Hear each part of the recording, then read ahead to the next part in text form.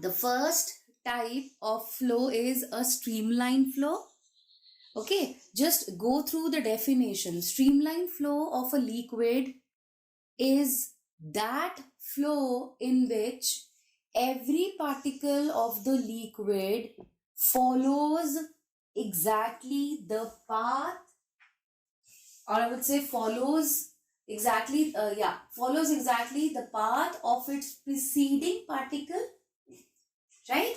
बिल्कुल वही path follow करेगा, follows exactly the path of its preceding particle and has the same velocity in magnitude and direction as that of its preceding particle while crossing through that point.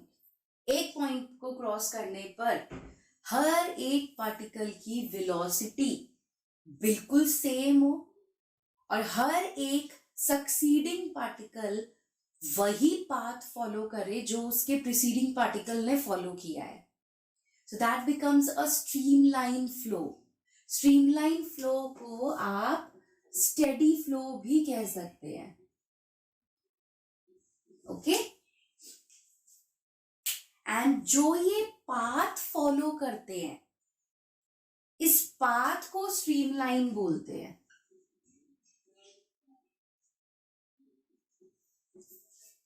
ठीक है, जो particle path follow करके जा रहा है उसे streamline बोलते हैं. स्ट्रीमलाइंस की कुछ प्रॉपर्टीज हैं. जैसे आपने 10th में मैग्नेटिक फील्ड लाइंस की प्रॉपर्टी करी थी, इसी तरीके से स्ट्रीमलाइंस की भी कुछ प्रॉपर्टी होती है. जैसे कोई भी दो स्ट्रीमलाइंस आपस में इंटरसेक्ट नहीं करेगी. Okay, no two streamlines will intersect each other because if they do so then it will not be a steady flow. Then greater is the number of streamlines at a place, greater is the velocity of that particle. एक particular point पर, एक particular place पर जितनी ज्यादा streamlines होंगी liquid की velocity उतनी ज्यादा होगी वहां पर. Clear? Then we have a streamline flow. If a liquid is flowing over a horizontal surface with a steady flow and moves in the form of layers of different velocities.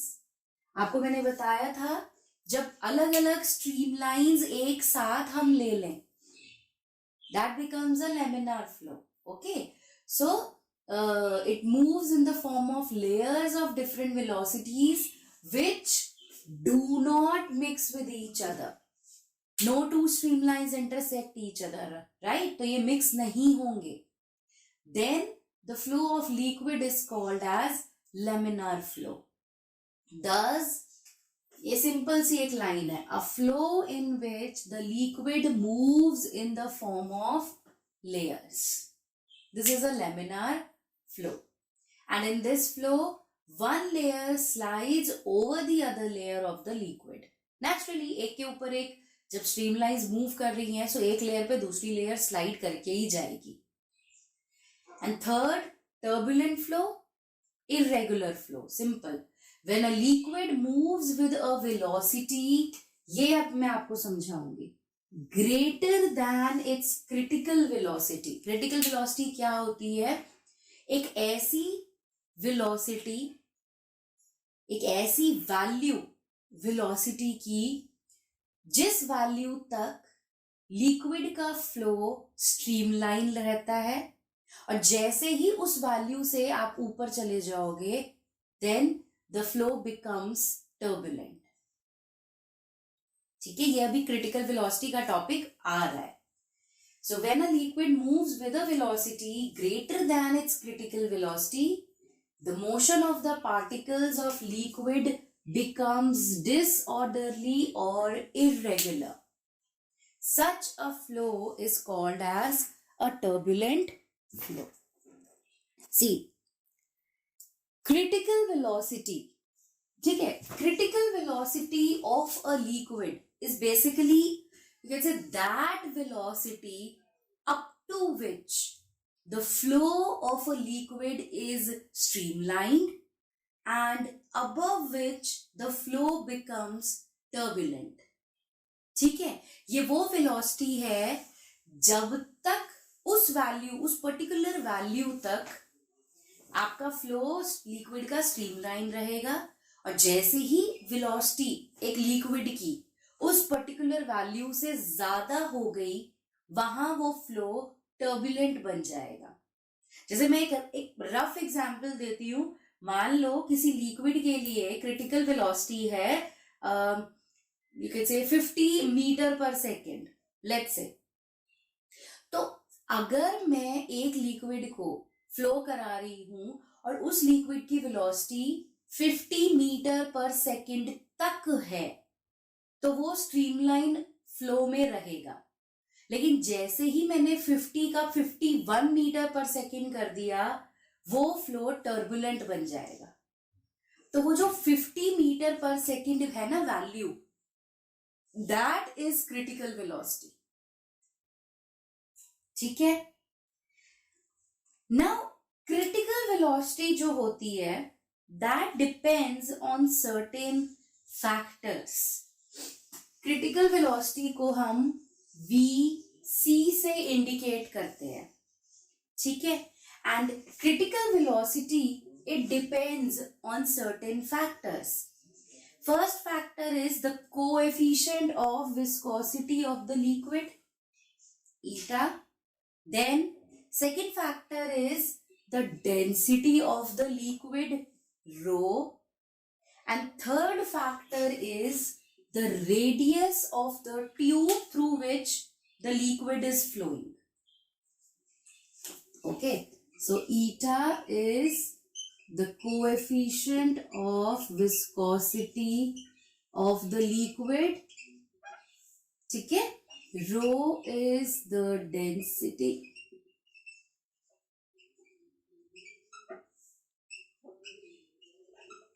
होता है, अभी समझा रही हूं ये भी. ठीक है, अभी जस्ट जय समझाती हूँ.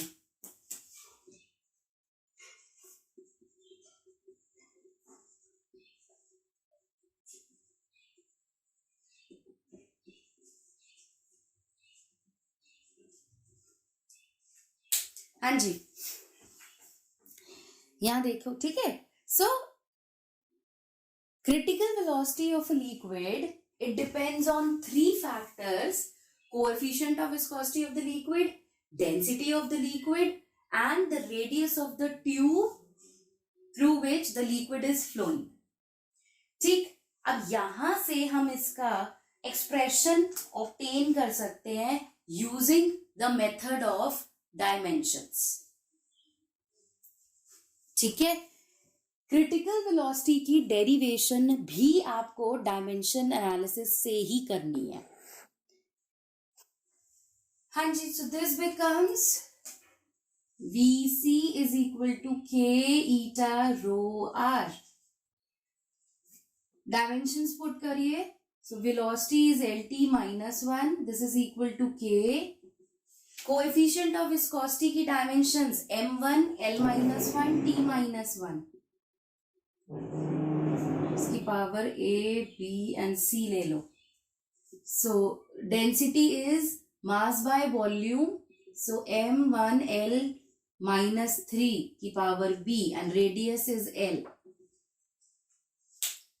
So combine the powers and solve. So LT minus 1, this is equal to K M A plus B L minus A minus 3B plus C and T minus A. So compare. So on comparing, what we get? M है ही नहीं यहाँ पे LHS में, so 0. So A plus B is equal to 0. Second, कितना?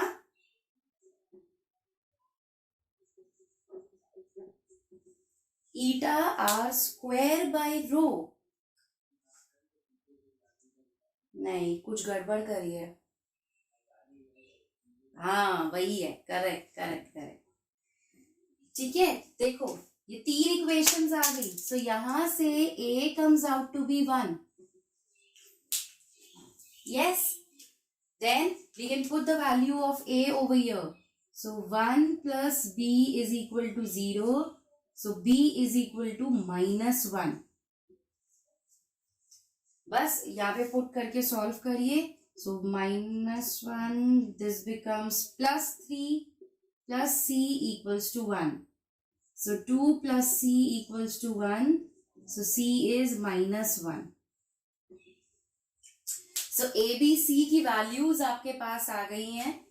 Put over here. So what we get? vc is equal to k eta की power a which is 1, rho की power b which is -1 and r power c is -1.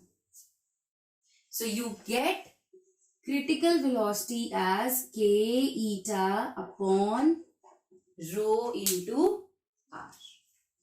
So this is the expression of critical velocity, k eta by rho r.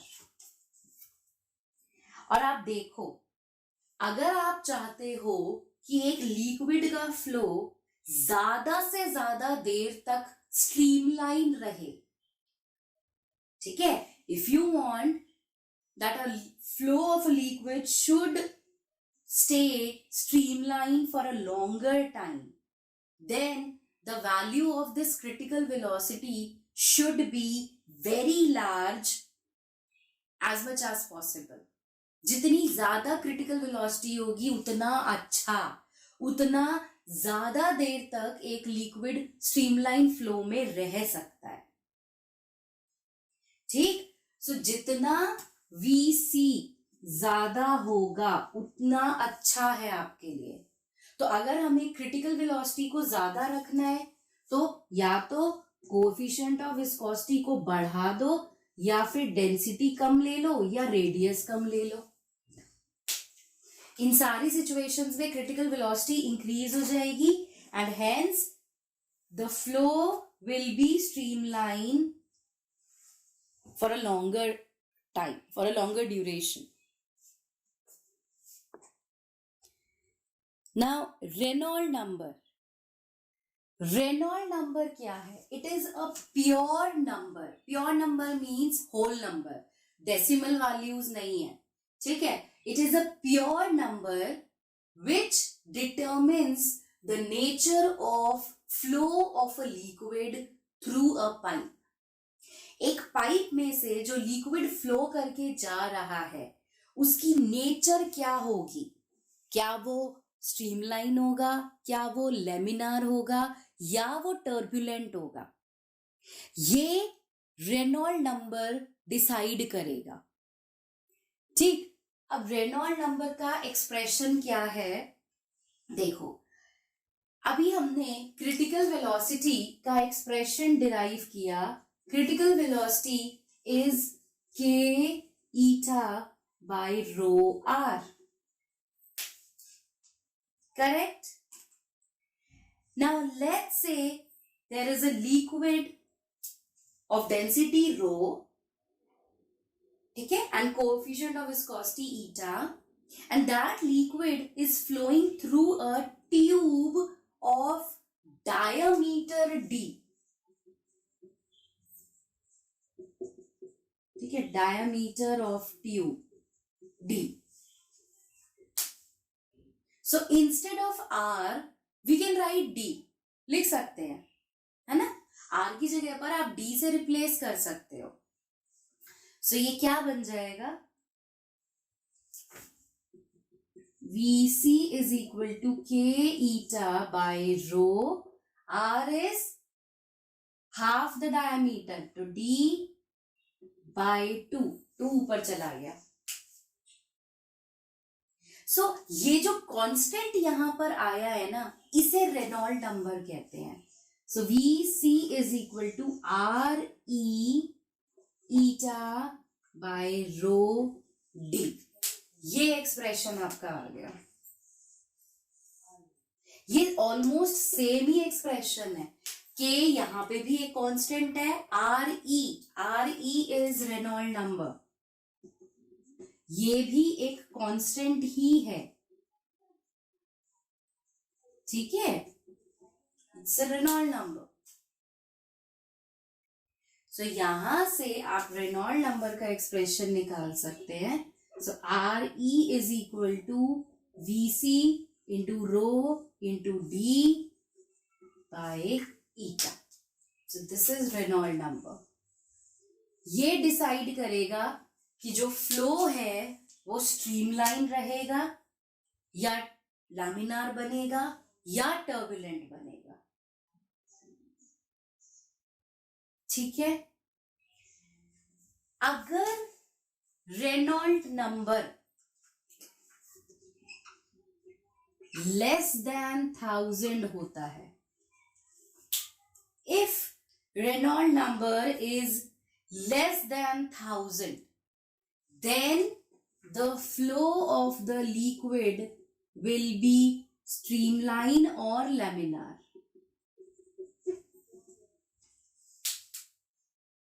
ठीक है। If the Reynolds number has a value greater than 2000, then the flow is turbulent. And if the value of Reynolds number lies between 1000 and 2000, that means the flow is unsteady, or we can say that streamline flow is changing into turbulent flow. ठीक है, मतलब change हो रहा है।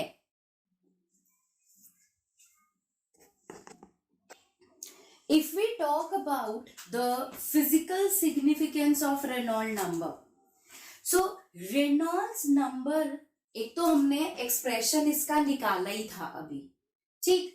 एक और चीज होती है, Reynolds number is the ratio of two things. What are those two things? It is the ratio of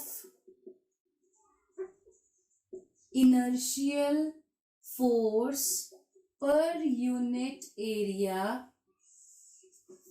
inertial force per unit area to the viscous force per unit area. ये एक और फॉर्मूला है, ठीक है। Reynolds number, it describes the ratio of the inertial force per unit area to the viscous force per unit area for a flowing liquid, एक लिक्विड जो flow कर रहा है, ठीक। अब ये दोनों टर्म्स हैं क्या, ये जरा पता करते हैं। विस्कस फोर्स तो आप समझ ही गए होगे, 6 pi eta r v. Inertial force क्या होता है? Inertial force Newton second law, F is equal to rate of change of momentum, वो इनर्शियल फोर्स है, ठीक है। इनर्शिया पढ़ा था ना हमने न्यूटन फर्स्ट लॉ में, और फिर सेकेंड लॉ में हमने F is equal to ma expression भी ऑब्टेन किया था, force is directly proportional to rate of change of momentum, उसे इनर्शियल फोर्स कहते हैं, ठीक है। तो ये अब हम यहाँ पे देखते हैं कि कैसे एक लिक्विड के लिए ये दोनों वैलिड है। सपोज करो there is a tube of area of cross section A, capital A, let's say area है। There is a liquid of density rho which is flowing in the tube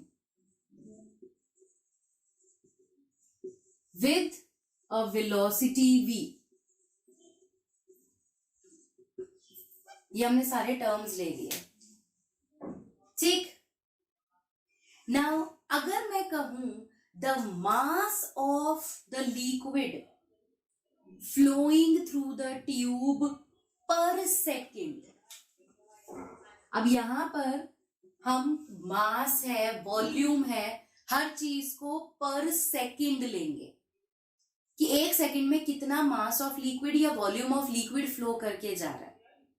so mass of liquid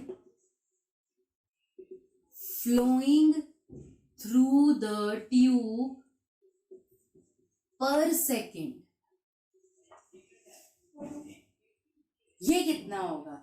इसको indicate करते हैं delta m से. Delta m छोटा सा, ठीक है. So delta m can be written as the product of volume and density, right.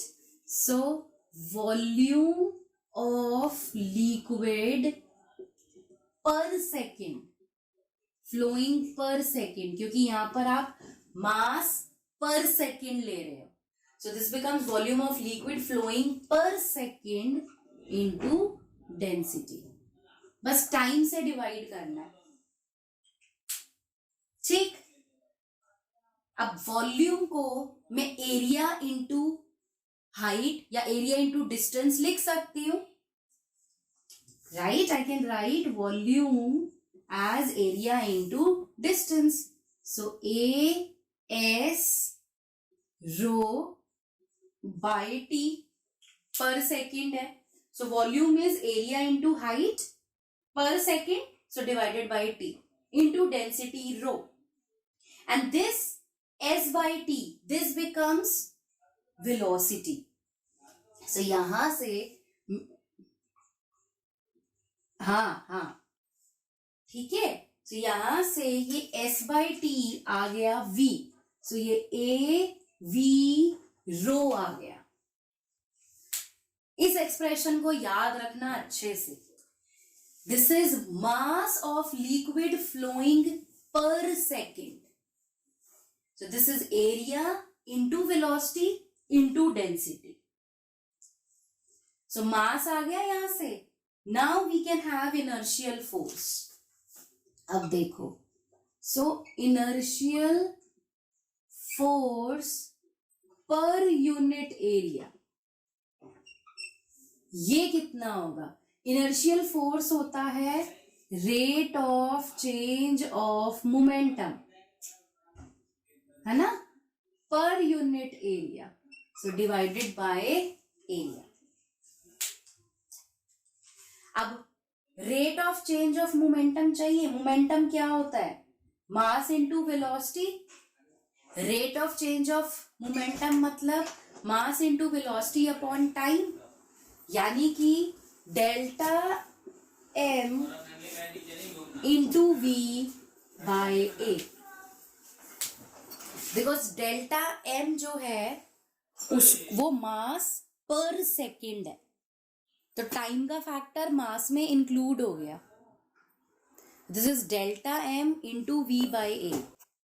So inertial force per unit area delta M into V by A आ गया आपके पास. डेल्टा एम की वैल्यू डालो, A V rho into V, ये V square बन गया upon ए, ठीक.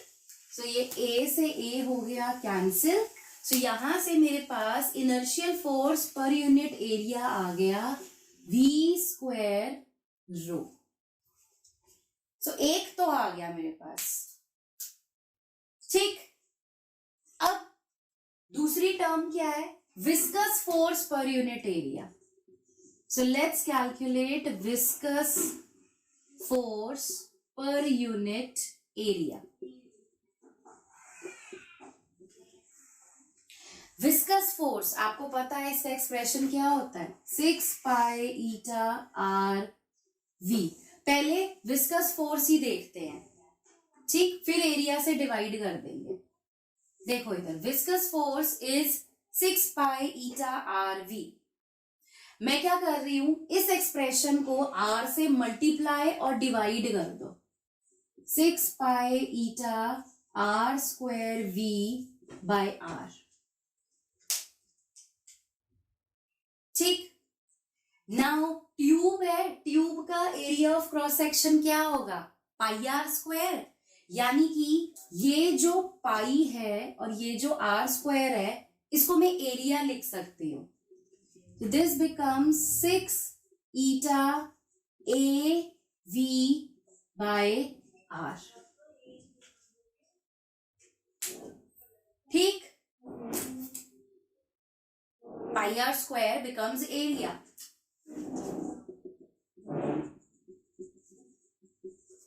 एंड एक चीज और, 6 जो है, 6 इज जस्ट अ नंबर. इतना वो आपका रेनॉल्ड नंबर कंपनसेट कर लेगा. रेनॉल्ड नंबर 1000 2000 में है. 1000 2000 के कंपैरिजन में 6 कुछ भी नहीं है. तो 6 को हम रफली इग्नोर कर रहे हैं यहाँ पर. We are ignoring it. वो हम मान लेते हैं कि वो रेनॉल्ड नंबर ने अपने आप एडजस्ट कर लिया. ठीक. सो ये आ गई viscous force. So viscous force per unit area कितना होगा?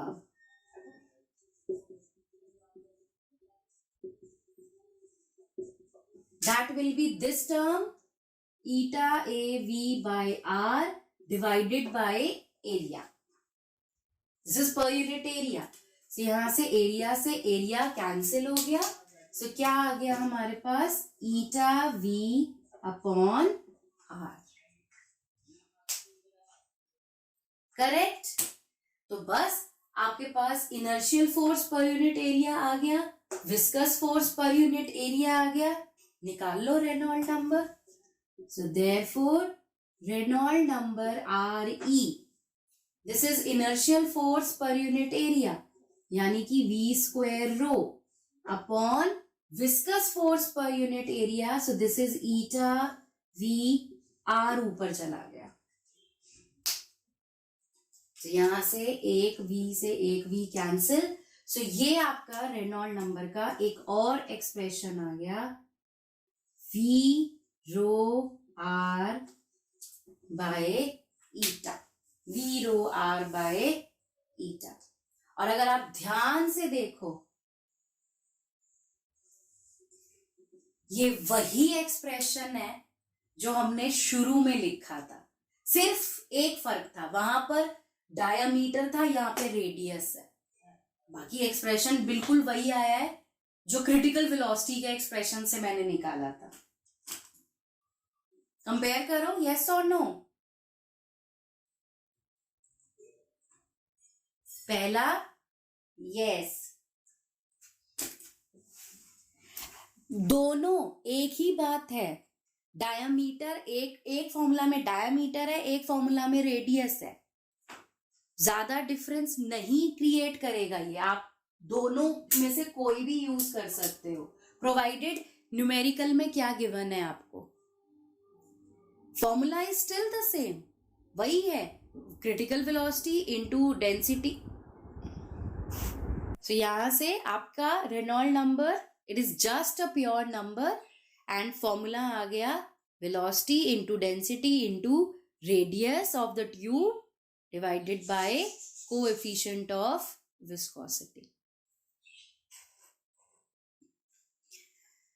Now equation of continuity, what it says, suppose we have a tube, okay, and the tube is of varying cross section. मतलब यहां से लेट्स से ये broad है और यहां से ये नैरो हो जाती है. ठीक. And let's say there is the non viscous liquid which is in streamline motion inside this tube. ठीक है. तो यहां पर एक लिक्विड है जो स्ट्रीमलाइन मोशन में है. ओके. सीधी सीधी एकदम लाइंस बनेंगी, इंटरसेक्ट नहीं करेंगी आपस में.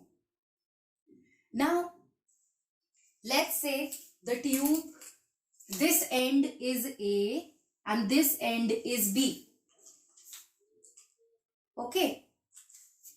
Let area of end A, इधर जो ये लिक्विड का एरिया है, let's say this area is A1, small A1, and here this area is A2. वो देखने से ही पता लग रहा है आपको A1 is greater than A2. ठीक है, so A1 and A2 are the areas of cross section of the tube at A and B respectively. Fine. Then let's say ये जो लिक्विड है ये V1 वेलोसिटी से एंटर कर रहा है A एंड पे और B एंड पे V2 वेलोसिटी से बाहर आ रहा है. ठीक, so V1 and V2 are the velocities of the liquid flow at A and B respectively. And let rho be the density of the liquid. ये जो लिक्विड है इसकी डेंसिटी है रो. ठीक है, ये आप सब लिखेंगे कि क्या चीज क्या इंडिकेट कर रही है. Density is rho. A b, A1 A2 V1 V2 ये सब आपको अब पता है. हाँ जी, अब वॉल्यूम अगर हम बात करें, वॉल्यूम ऑफ लिक्विड एंटरिंग ए. अब ए एंड पर कितना वॉल्यूम ऑफ लिक्विड एंटर करेगा, so that will be area into the height. And if I से volume of liquid per second, ठीक है, volume of liquid entering a per second, तो वो कितना बन जाएगा, एरिया. बेसिकली ये था, देखो वॉल्यूम इज एरिया इनटू जो भी हाइट है. ठीक है, पर सेकेंड यानी कि डिवाइडेड बाय टी, तो ये एरिया इनटू वेलोसिटी बन जाएगा. राइट, ये हमने प्रीवियस टॉपिक में भी किया था, एरिया इनटू वेलोसिटी. सो यहां पे भी volume of liquid entering the end A per second will B A1 into V1. भाई A1 एरिया है और V1 वेलोसिटी से एंटर कर रहा है. So if this is the volume, then what will be the mass of the liquid per second.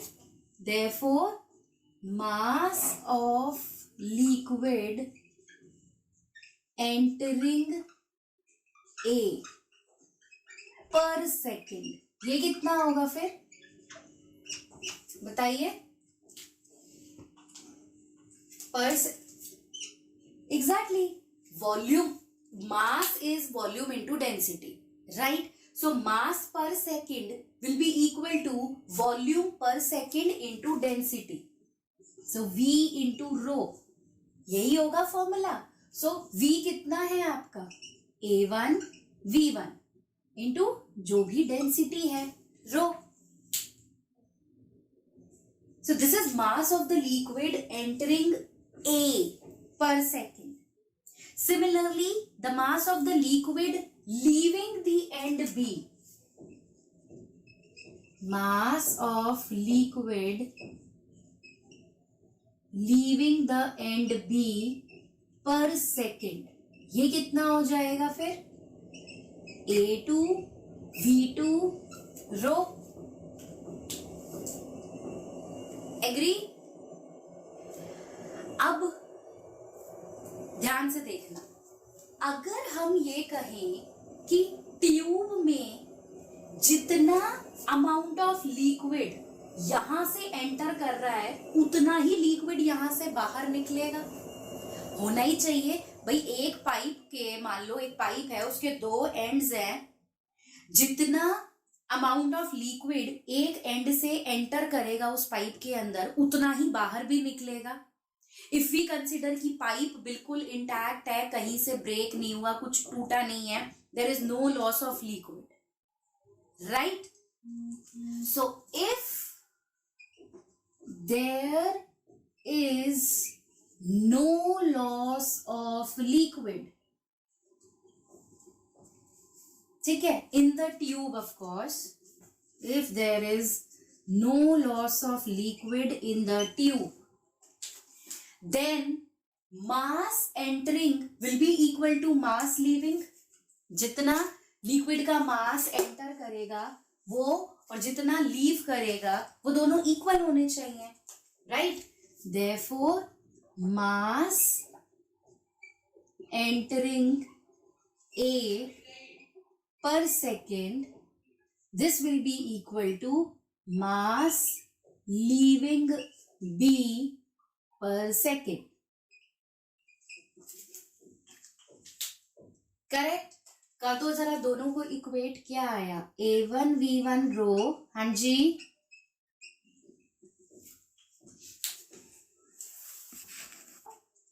तो यहां से ये रो कैंसिल हो गया,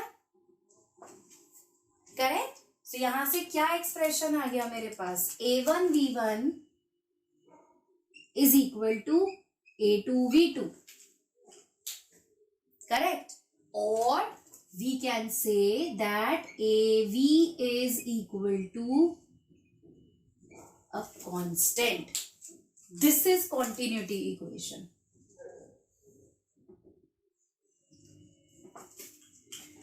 यानी कि the product of area and velocity is a constant.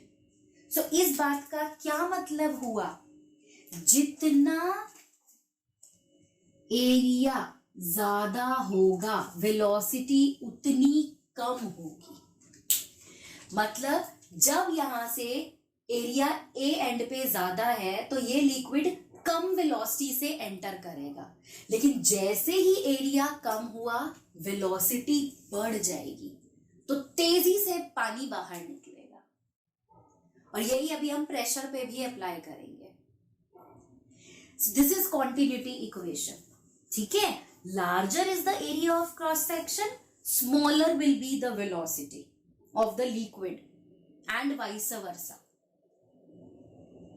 जितना एरिया बढ़ाते जाओगे लिक्विड की वेलोसिटी उतनी कम होती जाएगी. क्लियर? एंड सिंस हाँ,